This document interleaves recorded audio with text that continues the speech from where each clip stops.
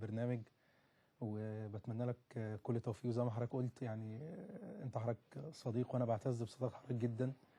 نجم كبير ولعيب ليك تاريخ كبير مع النادي الاهلي ومنتخب مصر، فانا سعيد ان انا موجود مع حضرتك. انا طبعا اللي سعيد، يعني انا بحبك طبعا وبحب ارائك، وليك اراء طبعا يعني برغم ان هي اراء تعصبيه شويه بس اراء تحترم، وكل جمهور طبعا النادي الاهلي بيحترم ارائك، وانت راجل يعني من الناس اللي بتحب وبتعشق الكيان الاحمر بشكل كبير بص جدا. عشان انا والله مش موضوع تعصبيه، بس ايه انا اللي يعني بيزعل الواحد ان انت وانت راجل اهلاوي طبعا قبل ما يعني قبل اي حاجه وكابتن النادي الاهلي. فاللي انا بتكلم فيه ان ناس كتير بتقعد تتكلم في اعلام احمر في اعلام احمر في اعلام احمر، والاعلام الاحمر مسيطر على الميديا والكلام ده. لكن انا لما اجي يعني ببص على اغلب البرامج بدون ذكر اسماء يعني اتفضل. بلاقي ان 90% منها يعني نجوم ينتموا لنادي الزمالك، وبلاقي ان حتى اغلب فريق الاعداد اللي شغال معاهم بينتموا لنادي الزمالك. وانا عاصرت ده عن قرب بحكم شغلي في الميديا وفي بعض البرامج. فقلت يعني تاخد الاتجاه الاهلي؟ لا خالص والله. فانا قلت يعني استخدم هو عيب انك تدافع عن النادي الاهلي؟ لا بص، انا مش بدافع عن النادي الاهلي، انا بظهر لو في ظلم واقع على النادي بحاول ان انا اعمل من خلال الصفحه بتاعتي، من خلال يعني شغلي اظهر الحاجات الايجابيه اللي بتتم، وفي نفس الوقت لو في ظلم واقع على النادي او في حاجات حصلت جماهير الاهلي مستاء منها ابتدي تلقي الضوء عليها عشان تبين للناس ان عكس ما يقال ان هو ممكن حد يقدر يظلم النادي الاهلي بالجماهيريه والشعبيه بص يا كابتن بلال يعني وكل ده؟ تقدر الناس تظلم او ممكن حد يجي على حق النادي الاهلي؟ بص انا يعني اتفق مع حضرتك في النقطه دي ان النادي الاهلي سر عظمته في جماهيره اكيد، وجماهيريه النادي الاهلي يعني هي اللي عامله النادي الاهلي السبورت، وهي اللي بسبب الجماهيريه دي ما يعني لولا الجماهير الاهلي وجماهيريته بيتهيألي ما كانش جيل النادي الاهلي المبلغ الخرافي من نظير الرعايه. طبعا ما كانش النادي الاهلي قدر يعمل الموارد اللي تمت الفتره الاخيره دي. طب حلو قوي انت بتكلمني عن الموارد وبتكلمني عن الشركه الراعيه للنادي الاهلي. طب هل الكلام ده بيبقى ده نتاج مجلس اداره بيشتغل وفروقات بين مجالس الادارات وبعضها، ولا نتاج الاسم الكبير العريق بتاع النادي الاهلي؟ بص هو يعني مبدئيا انا بس عايز اكمل حضرتك النقطه اللي حضرتك بتسالني عليها الخاصه بجماهير النادي الاهلي. جماهير النادي الاهلي يعني في بعض الاوقات بتشعر بمراره من اللي بيحصل. يعني انا لما الاقي دلوقتي مثلا رئيس لجنه الحكام بيطلع بيقول انا تلقيت تهديدات من رئيس نادي الزمالك، وهو الراجل هو خرج قال كده؟ قال الكلام ولا ده على لسانه اتقال تصريح كده؟ هو اتقال الكلام ده كله. حتى الباشمهندس ربيع عقب النهارده انا فوجئت بالاستقاله وفوجئت بالكلام اللي اتقال، وهقعد معاه ان شاء الله قريب وهنناقش موضوع استقالته وليه قدم استقالته والكلام ده. فانا لما الاقي الموضوع بيوصل لكده والاقي ضغط على طول على الحكام بصفه مستمره، ان الحكام على طول متحيزه ضد نادي معين، ف يعني عارف بتحس ان الموضوع ماشي في اتجاه ان في نادي معين بيضغط على الحكام، في نادي معين بيضغط على الحكام. جماهير الاهلي ابتدت ولقوا الاعلام يعني سبورت للموقف ده، وابتدى فعلا يهاجم هو كمان. ناس بتلقي الضوء على حاجات معينه وبتتناسى حاجات تاني معينه جدا. تمام. مش عايز اخوض برضو، انت دخلتني في سكه ان انا يعني اخش ان انا بدافع، بس يعني ايه، يعني ناس كتيره بتقعد تتكلم مثلا على ضربه جزاء مثلا ضد النادي الاهلي المصري بالظبط في مباراه المصري. هي ليها يعني ليها ما ليها وعليها ما عليها، وممكن نقول ضربه جزاء، وممكن ناس تاني تشوف ان حسين السيد. لكن طب ما الناس دي نفس الناس دي مثلا تجاهلت ان هي تتكلم ان مباراه الزمالك وطنطا ليها 3 ضربات جزاء، ليها ركلتين جزاء صحيحين. تمام، 3 ضربات جزاء، ومنهم واحده مهاجم طنطا اتطرد فيها مظبوط، خد كارت اصفر فيها، وخد ده كان الانذار الثاني وطرد فيه. ماتش وادي دجله في بطوله الدوري، وادي دجله هدف صحيح مليون في المية واتلغى. في يعني انا قصدي في حالات كتيره الناس بتتجاهلها، فتلاقي الناس جماهير الاهلي لما بتيجي بتتكلم وهي يعني متضايقه. ليه الاعلام بيغض الطرف عن حاجه معينه وبيركز في حاجه معينه؟ قصدك تقول ان الاعلام في بعض الاوقات اعلام موجه؟ مش موجه. بص خلينا نتفق ان يعني كل واحد فينا جواه انتماء، يعني مهما حصل يفضل الكابتن احمد بلال واحد من ناشئين النادي الاهلي، واحد من ولاد النادي الاهلي، واحد من الناس اللي لعبوا النادي الاهلي وحققوا بطولات مع النادي الاهلي، ويعني ويفصله عن ان هو كان يبقى كابتن النادي الاهلي شوط بيتهيألي. فانت غصب عنك كابتن بلال من جواك مهما حصل ومهما اتقال انت من جواك اهلاوي. نفس الوضع طبعا. نفس الوضع بينطبق على بعض الاعلاميين جواهم زملكاويه. طبعا يمكن شفنا بعض الاعلاميين بيقاتلوا وبيتكلموا في قضايا مثلا قتلت بحثا من 17 او 18 سنه ان الموضوع مين نادي القرن ومين الاحق ان هو يبقى نادي القرن في افريقيا، وكل سنه وكل توقيت بص مثلا نفس الموضوع بيتفتح. طب انا لو الاعلام فير او انا مش عنديش انتماء، هفتح ملف زي ده ازاي؟ يعني هتكلم فيه ازاي؟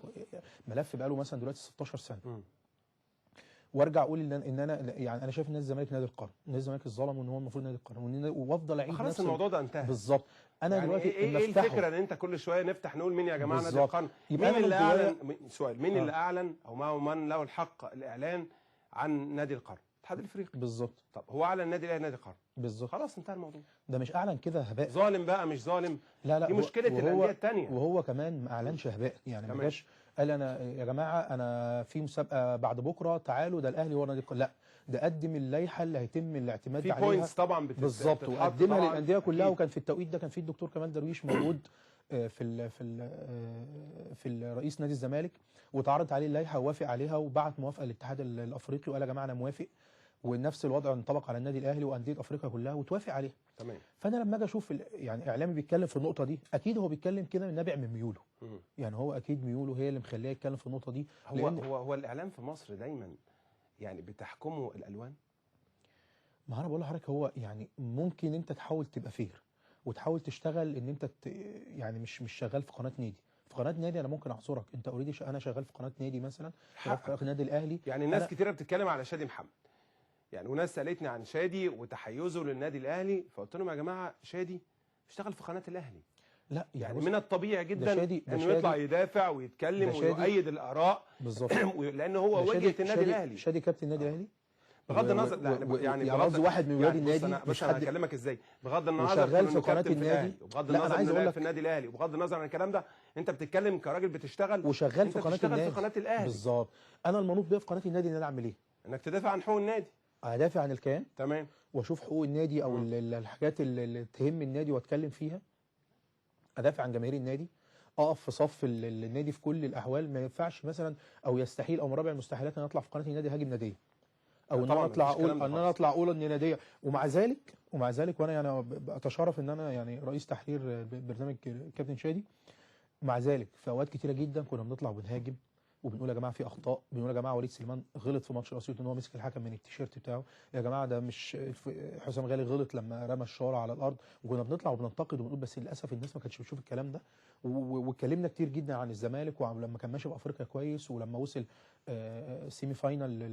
طب استاذ محمد، وانت في قناه الاهلي واشتغلت وانت راجل رئيس تحرير، هل بيجي لك وقت من الاوقات ان انتوا تتغاضوا عن الاخطاء اللي بتحصل؟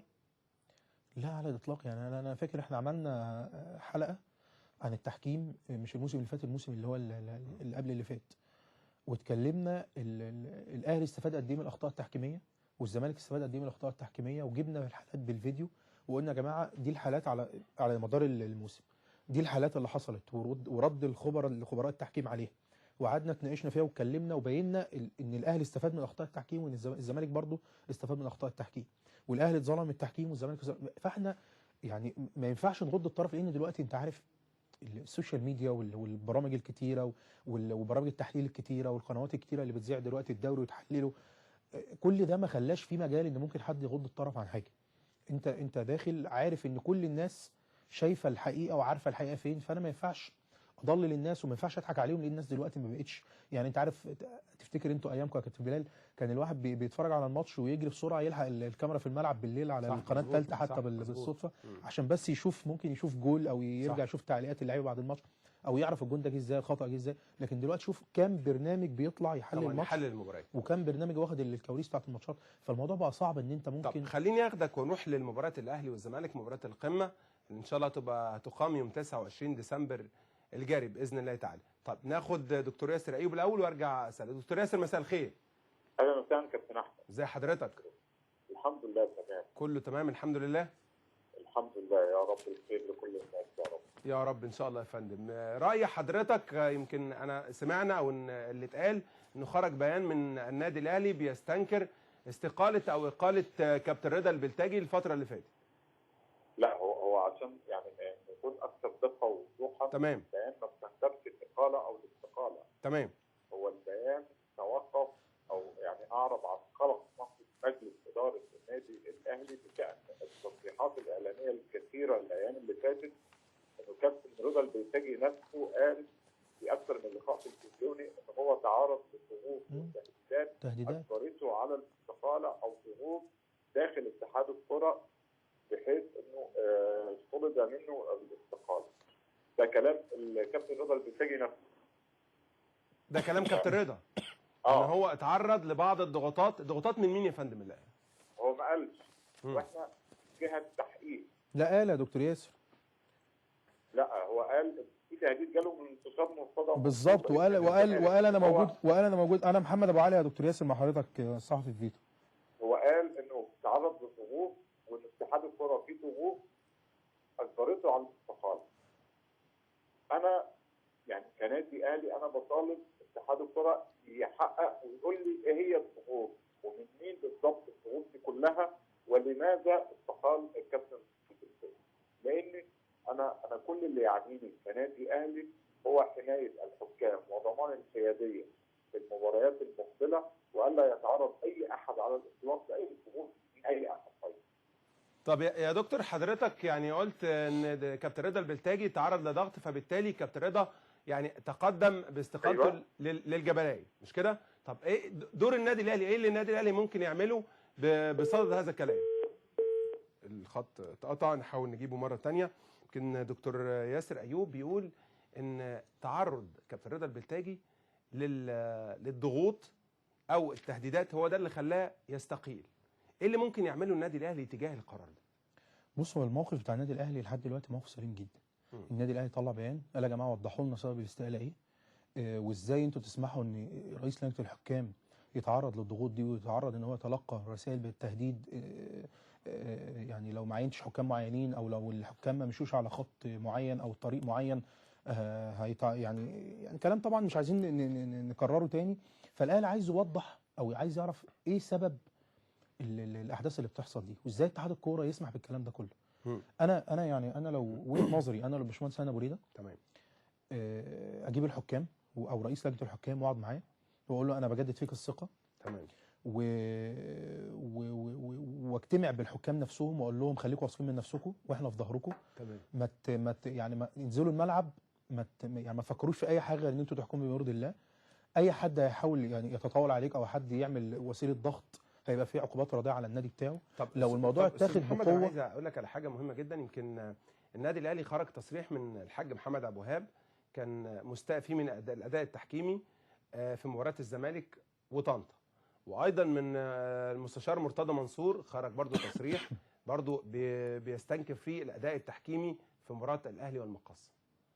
الانديه الكبيره دي اللي بتطلع تعترض على الملأ ناس مسؤوله، هل الكلام ده مش يضر بالحكام ويضر بلجنه الحكام حتى برئيسها كابتن رضا البلتاجي ويخليه يقرر ان هو يستقيل او يبتعد عن المنظومه في الوقت الحالي؟ بص، هو يعني انا ضد ان اي حد يهرب من المسؤوليه او يستقيل او يبعد عن منصبه لمجرد تعرضه لضغوط. يعني انا وجهه نظري انا شفت يعني زي ما بيقولوا طرفي الصراع او الناديين الاكبر في مصر حاليا الاهلي والزمالك معترضين على الحكام. كويس، يبقى عندي حلين. يا اما اقول يا جماعه هم دول الحكام اللي عندي، لو مش عاجبكم هاتوا حكام اجانب. تمام. يا اما اجدد الثقه في الحكام بتوعي. ما هو كده ممكن كل الانديه اللي يطلع اعترض يقول لك انا عايز حكم اجنبي. مش قصدي، انا مش بقول ان انا بلوي دراعهم. يا اما اجدد الثقه واقول يا جماعه اخطاء الحكام دي بتحصل في كل حته في العالم. تمام. وما فيش دوري في العالم ما فيهوش اخطاء حكام. وان انا كرئيس لجنه حكام اجدد الثقه في الحكام بتوعي. لان انت عارف يا كابتن، انت كنت لعيب كوره، انت نازل دلوقتي والمدرب من اول الماتش عمال يقول لك انت. طب دكتور ياسر رجعنا مره ثانيه. دكتور ياسر. حضرتك كابتن احمد. دكتور ياسر اهلا بيك مره ثانيه معانا. كنت بسال حضرتك بقول لك ان تعرض الحكام من قبل النادي الاهلي ومن قبل نادي الزمالك ان هم برضه تعرضوا لبعض الضغوطات، استنكار الاداء التحكيمي من قبل نادي الزمالك وايضا من قبل النادي الاهلي. ده مش ممكن يخلي كابتن رضا البلتاجي ان هو مش عايز يشتغل في ظل التوتر وفي ظل الضغط اللي موجود من قبل الناديين الكبار؟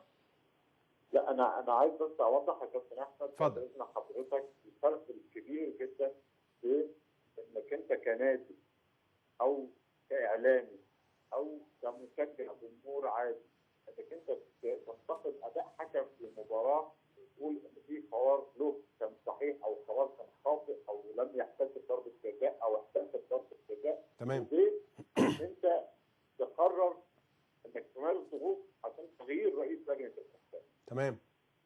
انا شايف ان في فرق كبير. بص، هما الاثنين غلط عشان نكون منصفين. يعني ما ينفعش تنتقد الحكام وما ينفعش تغير رئيس لجنه الحكام، والا يعني المساله هتدار بشكل اخر. انت سمعت كان طلع تصريح من المهندس هاني ابو ريده بيقول ان انا فوجئت باستقاله كابتن رضا البلتاجي، وان انا ما اعرفش ايه تداعيات الاستقاله، وان انا بصدد ان انا اتكلم او اجتمع بيه عشان اعرف ايه سبب استقاله كابتن رضا البلتاجي. نحن نتمنى حدوث هذا، ولكن احنا في البيان بتاع النادي الاهلي كنا شديدي الوضوح وقلنا التحقيق فيما اثير اعلاميا في الايام القليله الماضيه. لان كابتن رضا بنفسه هو اللي طلع يتكلم. قول ان كابتن رضا طلع واتكلم في الاعلام كثيرا دون ان يتحدث اولا مع هاني ابو ريده، اعتقد دي مشكله اتحاد الكره والكابتن رضا. لكن احنا نتحدث او البيان بتاع النادي الاهلي يشير الى ما اثير اعلاميا. ان ده يجب ان يكون هناك تحقيق بشان هذا الكلام. طب ماذا لو تاكد النادي الاهلي من ان فعلا تمت ممارسات ضغوط على كابتن رضا البلتاجي وبصددها تقدم للاستقاله؟ هو النادي الاهلي في بيانه مجلس الاداره قال انه سينتظر نتيجه هذا التحقيق، وبناء عليه ستكون هناك امور اخرى او قرارات اخرى لمجلس اداره النادي الاهلي، والحقيقه لم يعلن عنها او لم يعلن عن طبيعتها.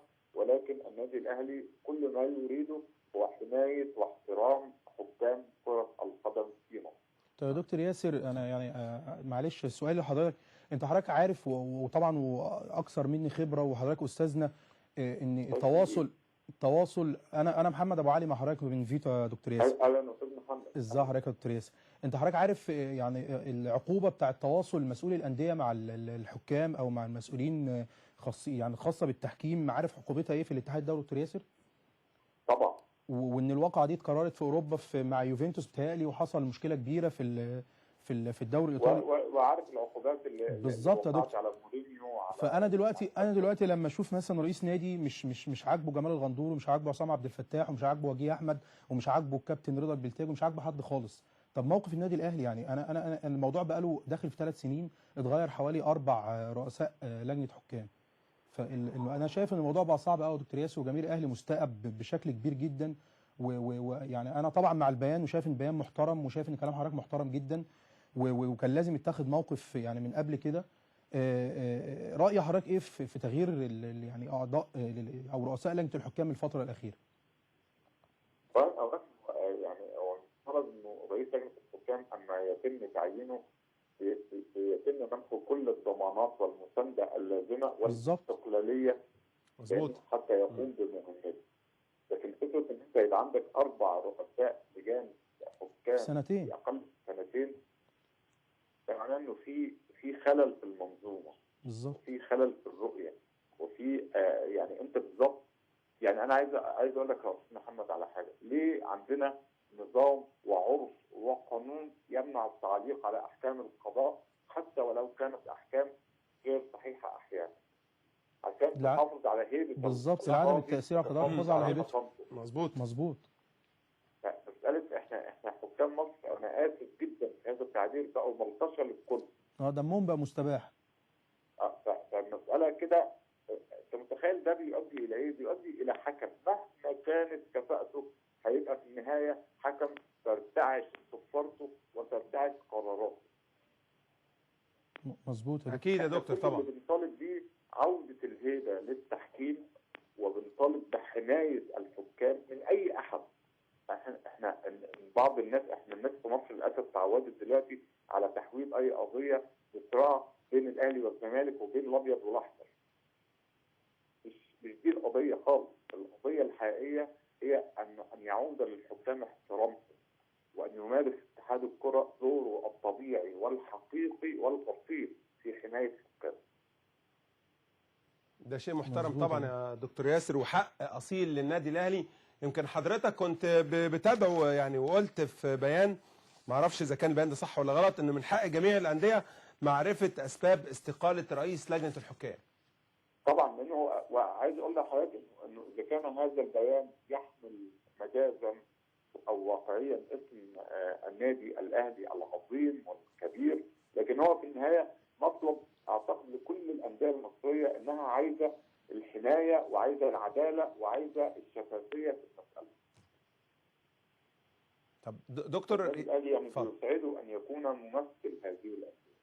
دكتور، يمكن عندنا خبر كده يعني دلوقتي من شويه صغيره بيقول ان اتحاد الكوره يعني رسميا بيعلن تولي كابتن عصام عبد الفتاح، او تكليف كابتن عصام عبد الفتاح برئاسه لجنه الحكام في الوقت الحالي.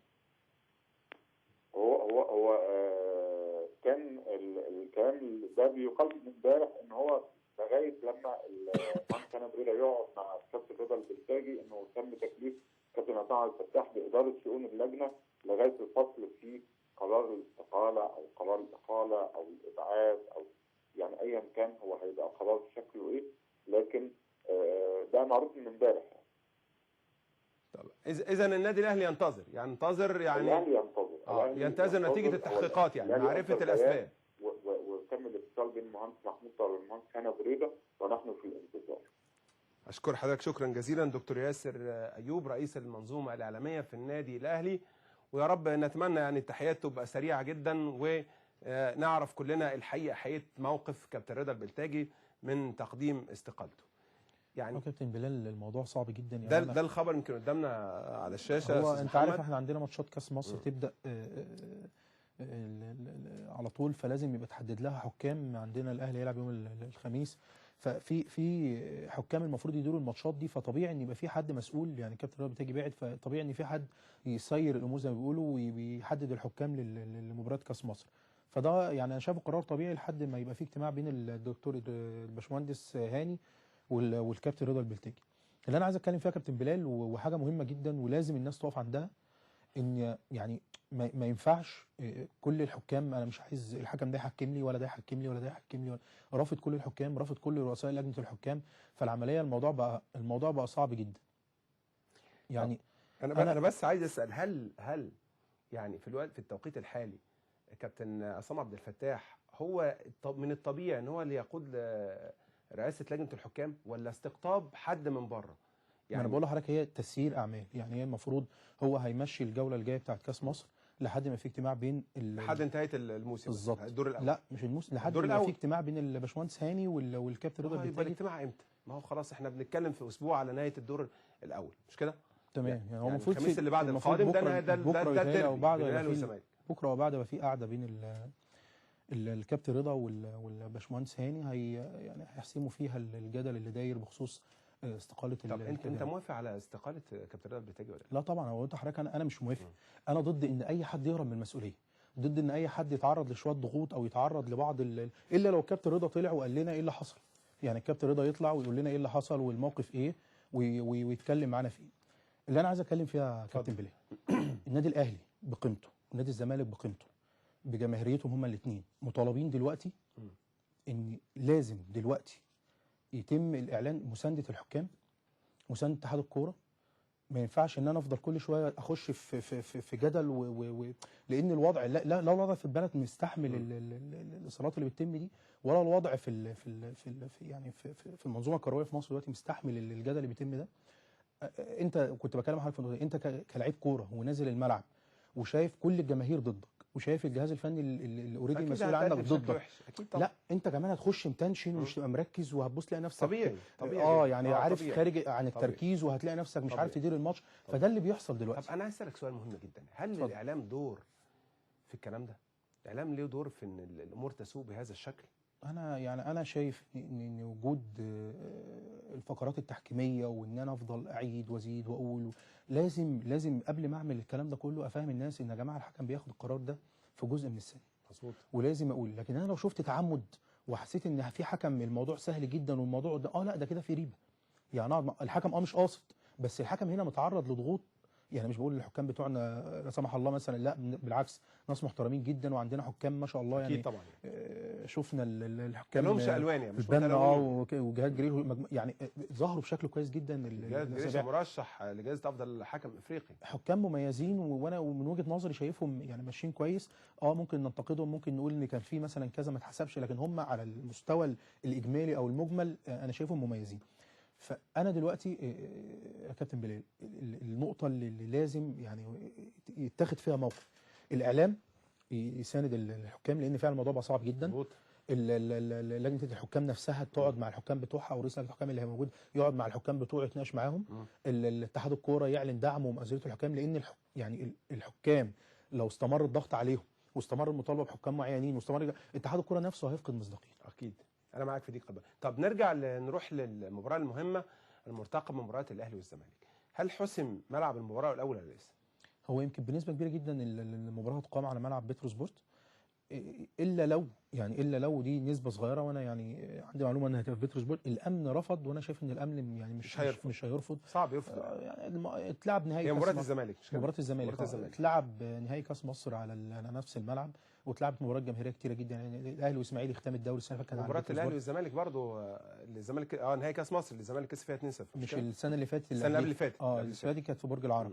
فالملعب بعيد في حته بعيده وبيتامن بشكل كويس، هي بس زي ما قلت لحضرتك لو الامن رفض ممكن الماتش يتنقل برج العرب ويتلعب. حظوظ مين اكبر في مباراه القمه؟ بص يا كابتن بلال، الفرقتين ماشيين كويس، الفرقتين عندهم لعيبه كويسه. مباراه الاهلي والزمالك ملهاش مقياس، لكن اللي بيفرق فيها الثبات الانفعالي وشخصيه اللعيبه في الملعب في المباريات الكبيره دي. الاهلي مش اكثر خبره شويه عن الزمالك؟ بالظبط. يعني انت لو بصيت بنظره كده لعيبه الاهلي هتلاقي عندهم خبرات او شخصيه في الملعب مرت بالظروف دي كتير قوي، لكن اللعيبه اللي موجوده دلوقتي في الزمالك هتلاقي شخصيتهم في الملعب. يعني يمكن باسم مثلا مرسي موفق على الاهلي، بيقدر يجيب اجوان في الاهلي الماتشات الاخيره. شيكابالا من اللعيبه اللي عندها خبره شخصيه في الملعب. ايمن حفني، ستانلي، طارق حامد من اللعيبه بتظهر كويس في ماتشات الاهلي والزمالك. نفس الوضع هتلاقي في الاهلي في نجوم بحجم عبد الله السعيد وبحجم حسام عاشور وحسام غالي وفتحي وشريف اكرامي وحجازي وسعد. يعني هتلاقي في مجموعه لعبه اهلي وزمالك كتير، فعندها حته الرهبه ماتشات الاهلي والزمالك دي تبقى قليله. الزمالك بيتهيألي هو اللي هيبقى عنده لعيبه كتيره من الصفقات اللي جت ممكن الجديده. دي اول سنه او ثاني سنه ليهم يلعبوا اهلي وزمالك، فهي ملهاش مقياس. يعني ماتشات الاهلي والزمالك ملهاش مقياس، ما حدش يقدر يتوقعها. كتير جدا كنت متوقع لا بس انا اعتقد ان في معطيات قبل المباراه. يعني دايما لما كان الاهلي بيكسب كان الاهلي دايما بيبقى الافضل طول الموسم، كان اللي هو بيبقى الاحسن، امكانياته بتبقى اكبر، لعيبته بتبقى اجهز، فبالتالي كان الاهلي بيكسب. يعني انتوا السنه اللي خد فيها الزمالك الدوري والكاس، انتوا الماتش 6-1 كنتوا عارفين تنزلوا تكسبوا 6-1؟ لا 6 كتير قوي يعني بصراحه، يعني دي كانت صعبه جدا. يعني فرق الفرقتين مش توقعات والخبرات. بس احنا كنا في الراوند الثاني كنا افضل بكتير. كنتوا ماشيين يعني الراوند الثاني كنا افضل، ما خسرناش ولا مباراه، ما تعادلناش ولا مباراه. بس لو قعدت مسكت الفرقتين كده وشفت فرقه الزمالك مثلا حسام ابراهيم كابتن حسام ابراهيم وعندك حازم امام بتتكلم على الاسماء. انا بكلمك على المعطيات. لكن انت دايما كره القدم لا تعترف بالاسماء، تعترف بالمعطيات. تمام. يعني ما تدينيش اسماء وتقول لي دول اللي هيكسبوا. يعني لو تفتكر معايا ريال مدريد الدريم تيم العبقريه كلها، زين الدين زيدان وبيكهام ورونالدو، ومع ذلك برشلونه كان بيكسب ويكسب كتير. تمام. واحنا كسبنا، واحنا الحمد لله كسبنا كتير. يعني الحمد لله، يعني اوقات كتيره جدا كنا بنلعب نادي الزمالك وبنكسب كتير، بس كانت المعطيات دايما بترجح كفه النادي الاهلي. في بطوله الدوري وكاس مصر للزمالك كسبهم الاثنين، كسب الدوري كسب الكاس، كانت المعطيات رايحه لنادي الزمالك. ودي حقيقه كره القدم. المعطيات رايحه على مين؟ رايحه للنادي الاهلي ولا رايحه لنادي الزمالك؟ بص والله الموضوع صعب جدا. النادي الاهلي عنده فرقه زي ما قلت لك كويسه، ماشي 16 مباراه بفضل الله، يعني ماشيين بدون هزيمه. عندهم مدير فني محترم طبعا كابتن حسام بدري، قدر يرجع شخصيه النادي الاهلي. الفرقه بتلعب تحت الكوره بشكل كويس قوي، بيعملوا الضغط على الفرقه المنافسه بشكل كويس، ما بيفقدوش الكوره، يعني الكوره بترجع للاهلي بسرعه. يعني انت منظم دفاعيا. على اداء الاهلي مع كابتن حسام بدري؟ طبعا، يعني شتان الفارق، كان عارف في حاله من بينه وبين مارتينيون. طبعا فرق كبير جدا. يعني انت اقول لك فرق الاهلي في الفنيات 16 ماتش، يعني لو يخش فيه 4 اهداف، بيعمل 13 كلين شيت، يخش فيه اهداف خالص. بدون هزيمه. بيعمل 16 ماتش بدون هزيمه، ده رقم ما اتحققش من 2005. تمام. يعني من ايام ما انتم بالتالي كنتوا بتلعبوا الرقم ده ما اتحققش ان الاهلي يقعد 16 مباراه بدون هزيمه. بيعمل بيقدم كوره كويسه جدا. يعني لحد قبل ماتش المقصه الاهلي كان بيعمل افضل كوره ممتعه في الدوري. الحقيقه فعلا ابتداء من ماتش المقصه وسموحه وانبي ابتدى الموضوع يخش خططي بحت، وابتدى الكابتن حسام يلعب باسلوب. قلق، خاف؟ لا مش خوف، هو في فرق ان انا احترم المنافس يا كابتن بلال، او العب على ان انا احترامك للمنافس يخليك تأدي بهذا الشكل امام امبي، تخليك تأدي بهذا الشكل امام مصر المقاصه. ماتش مصر المقاصه النادي يفقد شخصيته. ماتش مصر المقاصه الاهلي الشوط الثاني كان كويس، وده يقول ان في مدير فني او في كوتش قاعد موجود على الدكه شايف الماتش ازاي، وقلب الماتش فعلا. ولو خدت بالك ان النادي الاهلي الشوط الثاني غير الشوط الاولاني خالص. هو قلب الماتش ولا اتقلب الماتش على مصر المقاصه؟ لا هو يعني اللي انا شفته بالتحركات اللي تمت وبعض اللعيبه اللي اتنقلت من اماكنها، انا شفت ان الكابتن حسام قدر يعني يغير من شكل الاهلي في الشوط الثاني. طب انت قلت ان في فرق، ان الكابتن حسام ابتدى يغير من الطريقه الرائعه، الفنيات الجميله، الاداء الرائع للنادي الاهلي الى شغل تكتيكي. بالظبط. ازاي يعني شغل تكتيكي؟ ازاي انا اقفل على يعني زي ما بيقولوا ايه نقاط القوه في فريق الفرق اللي هي المقصه وسموحه، وفي نفس الوقت العب على العيوب اللي عندهم واقدر استغلها ان انا اكسب المباراه. طب عمل الكلام ده في مباراه المقصه وانبي؟ اتعمل في مباراه المصري. بص انا ماتش انبي، انت طبعا لعيب كوره تعرف اكتر مني، لو بصيت للماتش ده هتلاقي فيه 6 لعيبه كانوا يعني زي ما بيقولوا ايه مش في يومهم، مش موفقين. اوت اوف فورم يعني. بالظبط. يعني اوت اوف فورم. يعني انت لما تبص تلاقي معلول بعيد خالص، بتلاقي عبد الله مش هو ده عبد الله تعرفه، وليد مش مروان، يعني هتلاقي الفرقه اغلبها واصابه اجاي، فهتلاقي دي اوف لكل اللي معظم عارف بيجي يوم كده يعني فاهم، بتبقى العمليه خارجه عن نطاق ان اي حد اليوم مش يوم زي ما بيقولوا. فكان الاهلي انا قلت كده الاهلي لو قعد ماتش تاني فوق الماتش ده ما كانش هيعرف يجيب جول. لكن انت تعالى بص شوف مثلا مباراه المصري سموحه. مباراه الاهلي كان سيء في شوط المباراه الاول، استحوذ سموحه، فرص اكتر للنادي سموحه. كانت المباراه سجال يعني سموحه ابتدى يخش في الماتش بعد ثلث ساعه. بعد ثلث ساعه ابتدى سموحه ينتشر، يبقى ند للاهلي، اضاع اكثر من فرصه خطيره جدا جدا جدا. ثم النادي الاهلي ياتي بعد تعثر كبير في الشوط الثاني ويسجل هدف في المباراه. بالظبط. وده بيحصل. ويمكن قبليها بايام قليله لو شفت ريال مدريد راموس بيقدر يخلص ماتش ريال مدريد في اخر 5 دقائق، وريال مدريد مش فرقه صغيره طبعا. فاللي انا عايز اقوله ان فرقه سموحه ما كانتش فرقه صغيره، عندها مدير فني محترم، عندها لعيبه قويه جدا، عندهم مهاجمين اقوياء، نص ملعب قوي، عندهم دفاع محترم. فانت بتلاعب فرقه قويه، فرقه يعني محظوظه شويه على الاهلي، بتقدر ان هي السنه اللي فاتت سموحه غلب الاهلي 3، السنه اللي قبلها كان بيتعادل دايما سموحه بتيجي كده كل سنه بتخسر الاهلي نقطتين او 3 نقاط من ساعه ما صعدوا وهم ماشيين كده.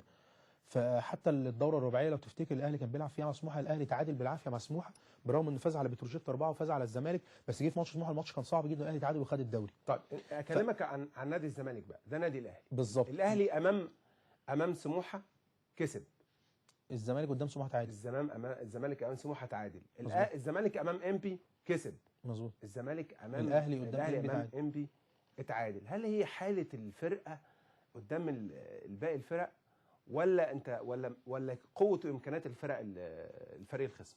بص هي بتبقى حاله اللعيبه في اليوم ده، دي خلينا نتفق عليها، الفرقه فايقه، الفرقه مستعديه كويس جدا، اللعيبه عارف نازله الملعب كده كابتن بلال عندها الرغبه ان هي تكسب، عندهم اصرار ان هم يكسبوا. النقطه الثانيه يعني في فرقه زي ما قلت لك بتبقى ليدنج على فرقه، يعني في ماتشات يعني مثلا ممكن انت تلاقي الزمالك مثلا قدام اسوان سنتين ورا بعض ما بيعرفش يكسب اسوان، دي حقيقه. والاهلي امام بتروجيت قدم يتعادل والزمالك بيكسب بتروجيت. فعايز اقول لك هل دي بتعتمد على حاله الانديه الكبيره امام الفرق الثانيه؟ الزمالك مثلا غلب الاتحاد والاهلي تعادل مع الاتحاد، لكن تعالى اتفرج كده على ماتش الاهلي والاتحاد، ماتش رائع النادي الشوط الاول، الشوط الاول والثاني انت لو عدت ماتش الاتحاد مليون مره تمام الاهلي ما تعادلش مع الاتحاد، يعني حتى ضربتين جزاء اللي ضاعوا. نادي الزمالك زي ما قلت لحضرتك عنده مدير فني محترم، كابتن محمد حلمي مدير فني. انا يعني ما اول ما كابتن محمد حلمي تولى المسؤوليه قلت الزمالك هيبقى ليه شكل ثاني خالص مع كابتن محمد حلمي، عنده عناصر مميزه، قدر يعمل توليفه من اللعيبه المميزه جدا، بيقدر يعمل تغييرات في الشوط الثاني بتغير شكل الفرقه. فنادي الزمالك طبعا من اقوى الفرق الموجوده في بطوله الدوري، عندهم يعني خط هجوم قوي، عندهم الونش وعلي جبر في الدفاع مميزين، طارق حامد طبعا واحد من افضل الهاف ديفندرات الموجوده في الدوري المصري حاليا. ومعروف يوسف اللي انا شايفه واحد من افضل اللعيبه اللي بتعرف تعمل الواجب الدفاعي والواجب الهجومي بشكل ممتاز جدا، واي مدير فني يعني يتمنى ان معروف يوسف مش يبقى موجود هيجدد عنده. للزمالك، هو عنده طلبات غالي في طلباته الماديه. هو يعني ممكن نقول ازمه يعني الدولار والكلام ده هتخلي موضوع المحترفين الفتره الجايه هيبقى صعب شويه على غرار المدربين الاجانب. فانا بقول لك كابتن بلال الفرقتين عندهم مفاتيح لعب كتير. رايك في شيكابالا الفتره اللي فاتت ايه؟ طبعا شيكابالا مستواه ارتفع بشكل يعني كويس جدا، واللي عمله كابتن محمد حلمي خلى شيكابالا مستواه يرتفع بالشكل ده، ان يعني عارف شال من عليه الواجبات الدفاعيه. شيكابالا مش من اللعيبه اللي تعرف تعمل واجب دفاعي كويس. صح. يعني من الحاجات اللي غرقت زي ما بيقولوا ماتش الزمالك في مباراه سان داونز، ان شيكابالا كان مطلوب منه انه يرجع يغطي ويعمل واجبات دفاعيه، هو ما عندوش دي، فالحته اللي وراه دي كانت على طول الزمالك بيتضرب منها. كابتن حلمي خلى بيبقى في دايما في حد ورا في نص الملعب هو اللي بيعمل الواجب الدفاعي ده، وفرغ شيكابالا ان هو يبقى دوره هجومي، ازاي يسحب الفرقه وازاي يعمل الضغط الهجومي على المدافعين الخصم، بجانب طبعا باسم وستانلي او باسم وايمن حفني في الشوط الثاني. هل تخاف على دفاعات النادي الاهلي من واحد من لاعب زي ستانلي، من لاعب زي ايمن حفني، من لاعب زي شيكابالا في مباراه الاهلي والزمالك، خاصه ان الاهلي والزمالك بيلعبوا جيم مفتوح، الجيم مش مقفول، عندك سرعات، عندك امكانيات، يعني ستانلي عنده انطلاقات وعنده سرعه فائقه جدا، ايمن حفني لما بتدي له مساحه بيعرف يرقص، بيعرف يستغل مهاراته الفرديه. الماتش ده كابتن بلال الفرقه اللي هيبقى عندها نص ملعب قوي وعندهم هاف ديفندرات يقدروا يسيطروا على نص الملعب ويقفلوا يعملوا الواجب الدفاعي كويس مع المدافعين اللي موجودين، وجهه نظري يعني هيبقى ليه الغلبه. يعني انت لو خدت بالك ماتش الاهلي والمصري اللي حسمه، الحاله المميزه اللي كان فيها احمد فتحي وكريم نيدفيد. احمد فتحي مميز بقى له فتره بالظبط، وحسام عاشور طبعا.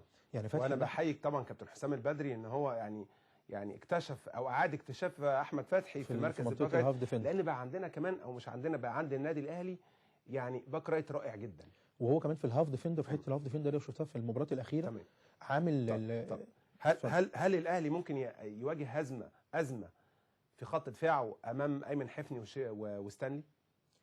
يعني انا شايف مع عوده حجازي من الاصابه وامكانيه الحق يعني عمرو السوليه هيقدر يلحق. يعني حجازي ابتدى يخش، وعمرو السوليه خلاص يعتبر بقى جاهز، ورامي ربيعه طبعا شارك في مباراه المصري وهيشارك في مباراه الالومنيوم يوم الخميس. مع عوده رامي ومع الحاله المميزه اللي فيها سعد سمير الفتره الاخيره، بيأدي بشكل مميز جدا، وفي نفس الوقت بيكسب الفرقه، شفنا جونه في ماتش سموحه وجونه في مباراه المصري. فانا شايف ان في دفاع الاهلي زي ما قلت لك كابتن بلال ماشي بشكل كويس، بدليل ان 16 ماتش ما دخلش فيه غير 4 اجوان منهم هدف من ضربه جزاء. ف يعني الحاله اللي عليها دفاع الاهلي مع عوده المصابين هتدي له ثقل وقوه نص الملعب بتاع الاهلي دلوقتي، وجبات الدفاعيه القويه اللي بيأدوها، انا شايف ان يعني مش هيبقى فيه الخطوره اللي الناس متخيلها. يعني ستانلي وشيكابالا وايمن حفني يمكن 3 من العناصر برضو، زي ما اتكلمنا عن النادي الاهلي، اتكلمنا عن عبد الله السعيد وقوته ومهارته، اتكلمنا ايضا عن وليد سليمان طبعا، ومروان محسن، زكريا، مروان محسن، اجاي اللي ممكن يكون له يعني يشارك بشكل اساسي في مباراه القمه. لكن خليني اكلمك عن الثلاثه اللي تحت باسم مرسي، شيكابالا وايمن حفني وستانلي. هل دول ممكن؟ هو ما بيلعبش بالثلاثه مع بعض على فكره، في بعض الاحيان بيلعب بثلاثه، هو في الغالب بيلعب باسامه ابراهيم وعلي جابر والونش وناصف، مظبوط، وبيجي بيلعب بمعروف شمال وطارق وابراهيم صلاح تمام، وبيحط قدامهم شيكابالا. ممكن يستغنى عن واحد من الديفندرات في مقابل ان هو يعمل زياده عدديه في الناحيه الهجوميه؟ يعني صعب يعني ممكن يلعب بابراهيم صلاح ويلعب بطارق حامد ويلعب بثلاثه قدام باسم مرسي، ولا هيبقى صعب؟ انا شايف الماتش ده مش هيبقى فيه غنى عن معروف يوسف، خاصة ان الحتة دي وليد سليمان يعني متميز فيها جدا. حتة الناحية اليمين دي بيمثل ضغط على اي باك شمال زي ما بيقولوا لاي اندية منافسة. فوليد سليمان مع علي معلول او مع حسين او مع فتحي او مع هاني في ناحية اليمين دي بيمثلوا، يعني بيعملوا ستريس على اي دفاع لاي فرقة. فانا شايف ان وجود معروف يوسف وكابتن محمد حلمي هيلعب بمعروف يوسف في المباراه دي بثلاثه ديفندرات، يعني هيحاول يلعب بثلاثه او يلعب باثنين، وحد من هم اللي بيلعبوا هجومي هيخليه ليه واجبات دفاعيه شويه تقلل من خطوره المهاجمين النادي الاهلي او الظهيري الجنب بتوع النادي الاهلي. فانا شايف زي ما بقول لحضرتك كابتن بلال ان الموضوع نص الملعب في المباراه دي بالذات هو اللي في اي مباراه، يعني نص ملعب في اي مباراه. في المباريات الكبيره بالذات كان بليل. يعني انا بقول لحضرتك ماتش الاهلي المصري، فرقه المصري فرقه عندها معدل اعمار سنيه صغير، بيجروا في الملعب كان منافس للاهلي في الدقائق الاخيره برضه. الكابتن عكس كل المباريات. الكابتن حسام بدري عمل ايه؟ نزل بالاعمار السنيه. تمام. نزل ندفد، نزل محمد هاني، نزل حسين السيد، خلى الاعمار السنيه اللعيبه بتجري في الملعب عندها باور، واحمد فتحي نفس الكلام. فالنزول باعمار السنيه ده وخلى سيطر على منطقه نص الملعب، فصل نص ملعب المصري عن المهاجمين، قدر ان هو يهدف بدري، قدر ان هو يسيطر على اغلب فترات المباراه، وعمل اللي ما عرفش يعمله مارتن يول والجهاز الفني الاهلي السنه اللي فاتت، ما قدرش يكسب. اخيرا استاذ محمد، توقعاتك المباراه مش محمد الاهلاوي. انا محمد صح. توقعاتي المباراه تطلع تعادل. انا شايف تعادل، وشايف ان الفرقتين هيبقى عندهم الرغبه ان المباراه تطلع تعادل. تتوقع مباراه جميله؟ مفتوحه؟ يعني انا اتوقع لا مش مفتوحه. يعني كابتن حسام بدري بيلعب ماتشات بالتكتيك عالي، وكابتن محمد صلاح نفس الكلام، بيحاول على قد ما يقدر ان هو يلعب بشكل تكتيكي اكتر. فانا اتوقع ان المباراه هتبقى يعني مقفوله، وممكن لو في يعني اهداف هتبقى من اخطاء زي ما شفنا في المباراه الاخيره الاهلي والزمالك. بشكرك، شرفتني النهارده. ده انا اللي بشكرك النهارده معاك. دايما انا كمان بتوقع تعادل وبالتوفيق ان شاء الله. اشكرك حبيبي. انا كمان يمكن عندي توقع للمباراه دي زي ما قال استاذ محمد، بيشوف ان المباراه دي رايحه لسكه التعادل. انا كمان بشوف ان الفرقتين جاهزين، عندهم من الامكانيات الفنيه والامكانيات البدنيه كمان اللي يخلي المباراه مباراه قويه ومباراه ممتعه. ممكن ما تكونش مباراه مفتوحه، لكن هتكون مباراه تكتيكيه رائعه بين اثنين مديرين فنيين على مستوى عالي، كابتن محمد حلمي نادي الزمالك، وايضا كابتن حسام البدري النادي الاهلي. بكده نكون وصلنا لنهايه حلقتنا النهارده. بشكر حضراتكم، ونلتقي ان شاء الله باذن الله تعالى في حلقه قادمه، وتصبحوا على خير.